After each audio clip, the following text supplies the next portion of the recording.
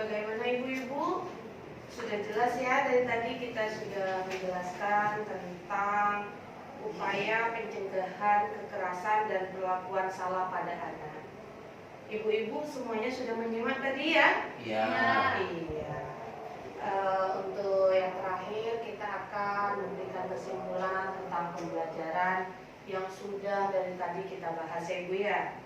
Yang pertama, setiap sikap dan perilaku yang membuat anak menderita, baik fisik, psikis, sosial, dan terhadap anak adalah bentuk kekerasan dan perlakuan yang salah. Kenapa perlakuan tersebut merupakan perlakuan yang salah, Ibu? Ada yang bisa menjawab? Karena membuat anak itu menderita. Iya betul, karena membuat anak itu menderita. Apa yang mereka derita? Baik itu fisiknya, kalau fisik berarti anak itu merasakan sakit. Kalau psikisnya berarti perasaannya yang terluka. Kalau anak sudah merasakan perasaannya luka, dia pasti akan apa? Dia akan berbeda dengan sikap yang sebelumnya ya ibu ya. Itu adalah sikap yang bentuk kekerasan dan perlakuan yang salah. Maka dari itu kita sebagai orang tua tetaplah berlaku baik pada anak, jangan sampai membuat dia merasa menderita. Yang kedua adalah cara mendisiplinkan anak tidak harus dengan kekerasan. Apakah kekerasan itu boleh ibu dalam kehidupan kita sehari-hari? Boleh enggak? Tidak boleh. Boleh enggak anak-anak itu mendapatkan kekerasan? Tidak boleh. Tidak boleh. Kenapa ibu-ibu? Kenapa ya? Nanti anaknya sakit, menderita. Yang pertama tadi sama halnya dengan yang tadi. Kalau anak sudah mendapatkan kekerasan, anak pasti akan nanti menderita, baik di fisiknya maupun psikisnya. Jadi berlakulah baik untuk anak-anak ataupun untuk orang lain. Monceng kamu. Kenapa? Monceng kamu. Bandel bu. Bandel. Pertama hal yang harus kita lakukan adalah apa? Mengingatkan. Kekerasan itu bukan hal yang terbaik yang dilakukan orang tua. Kekerasan itu tidak akan mengakhiri masalah.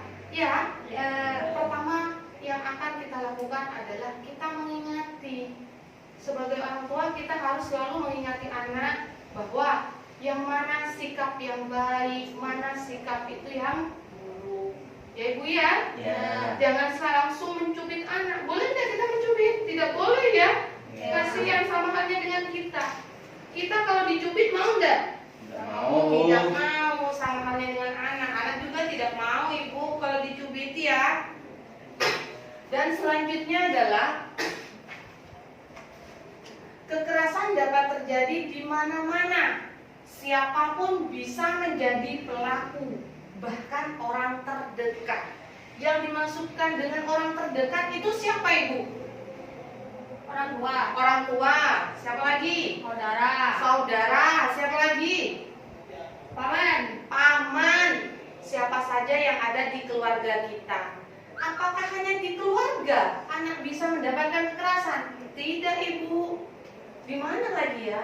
Di masyarakat umum. Jadi kita harus selalu menjaga anak, karena kekerasan itu sekarang sering terjadi, baik itu dalam keluarga maupun di masyarakat. Ya ibu ya. Dan selanjutnya adalah orang tua wajib mencegah kekerasan dan perlakuan salah untuk melindungi anak.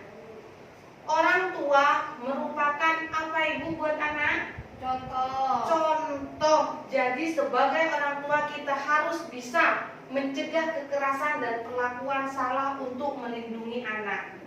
Bagaimana cara mencegahnya ya? Bagaimana ibu cara mencegah kekerasan? Di contoh yang pertama, cara mencegah kekerasan di keluarga, yaitu yang pertama adalah memahami tumbuh kembang anak. Kalau kita tidak memahami tumbuh kembang anak, kita tidak tahu seperti apa anak tersebut.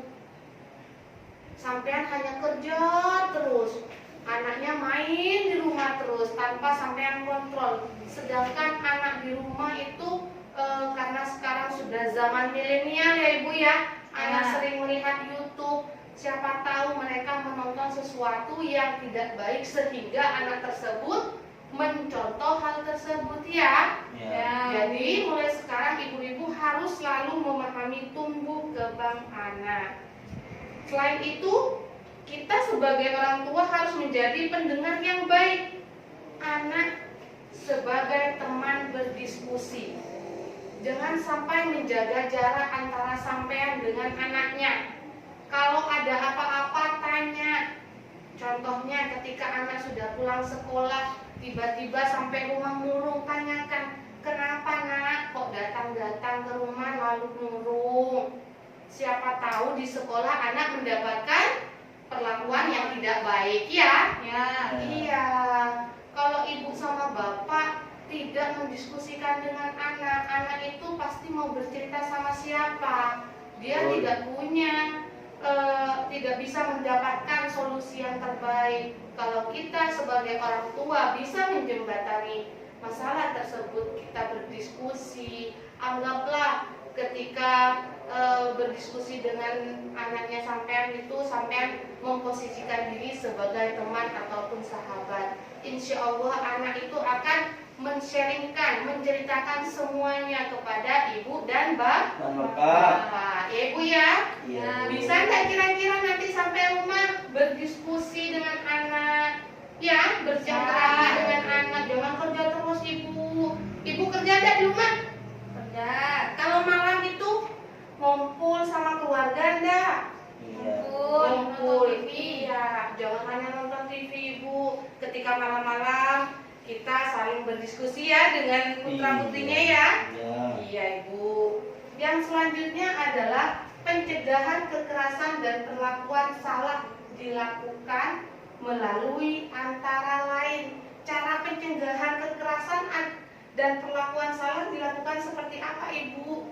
Yang pertama, deteksi dini, membawa anak ke tempat aman, melaporkan ke RT RW, dan yang terakhir polisi setempat.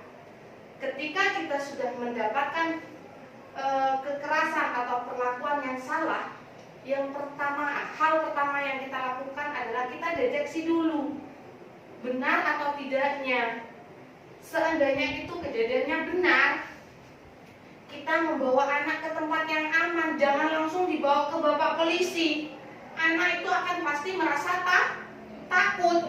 Ya. Jadi bawa anak itu ke tempat yang lebih aman ya ibu ya. Seandainya kejadiannya itu di luar rumah, kita bawa anak kita ke dalam rumah, kita tanyakan dulu seperti apa kejadiannya, kok bisa seperti itu. Kalau kita sudah mendapatkan masalahnya itu apa, karena apa, disebabkan oleh apa, baru kita melaporkan ke siapa ibu? Terdekat kita itu siapa? Lembaga layanan. Ke RT atau RW. Jangan langsung melompat ke yang lebih jauh. Yang paling dekat dengan kita itu siapa? Bapak RT ya. Kita bilang sama Bapak RT bahwa begini, begini, dan begini. Nanti Bapak RT akan mengajak kita melanjutkan langsung melaporkan ke siapa? Polisi setempat. Ingat ibu-ibu, untuk menyelesaikan masalah bukan dengan kekerasan. Dan tempat apa saja yang bisa kita hubungi ya ketika kita mendapatkan masalah. Yang pertama di sini ada TEPSA. Yang kedua P2TP2A, hotline polisi, KPAI, dan pengaduan KPP dan PA, perlindungan anak. Di sini semuanya sudah jelas ya ibu-ibu. Seandainya ibu-ibu mendapatkan kekerasan di luar sana, silakan ibu-ibu bisa menghubungi nomor yang ada di depan ini. Insya Allah mereka nanti bakal bisa membantu sampean ya. Yang penting ketika ada masalah jangan sampai melakukan kekerasan. Ibu-ibu kira-kira di rumah bisa enggak ya mempraktekannya ya? Bisa. Bisa ya Ibu ya? Bisa Bu. Bisa. Coba sekarang ibu-ibu lihat buku pintarnya halaman 31. Ya Bu. Ibu. Ketemu sudah? Ya. Iya. Di situ kita mempunyai tugas ya ibu-ibu ya di rumah biar ibu punya kerjaan lagi ya. Ya. Di situ ibu-ibu mempunyai tugas untuk menyampaikan hasil pembelajaran kepada keluarga dan lingkungan tetangga. Lalu ibu mengerjakan pekerjaan rumah yang ada dalam buku pintar tersebut. Kira-kira bisa enggak menjawabnya? Bisa Bu. Coba Bu Santi dibaca itu soal yang pertama apa? Diskusikan bersama keluarga contoh hak-hak anak dalam keluarga. Iya, pasti bisa menjawab ya ibu-ibu ya. Bisa. Kan sudah dijelaskan dari sebelumnya seperti apa hak-hak anak ya Bu ya. Iya Bu. Iya.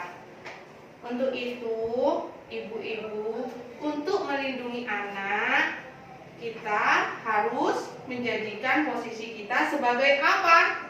Sebagai Teman. Teman, sehingga anak bisa berdiskusi dengan kita ya Ibu ya. Ya. Dan untuk pertemuan selanjutnya Ibu, kita akan membahas tentang penelantaran dan eksploitasi. Ya? Ya. Siap ya Ibu ya? Ya. Siap mempraktekkan semua ini? Ya. Siap. Jangan sampai melakukan kekerasan. Ketika kita sudah menemukan kekerasan di luar sana, kita siap-siap untuk menghubungi yang ada di sini ya Ibu ya. Ya Iya, Bu. Bu. Ya, terima kasih Ibu-ibu. Semoga pertemuan ini bisa bermanfaat ya Ibu ya. Saya tutup. Terima kasih. Wabillahi taufiq wal hidayah. Wassalamualaikum warahmatullahi wabarakatuh. Waalaikumsalam. Salam.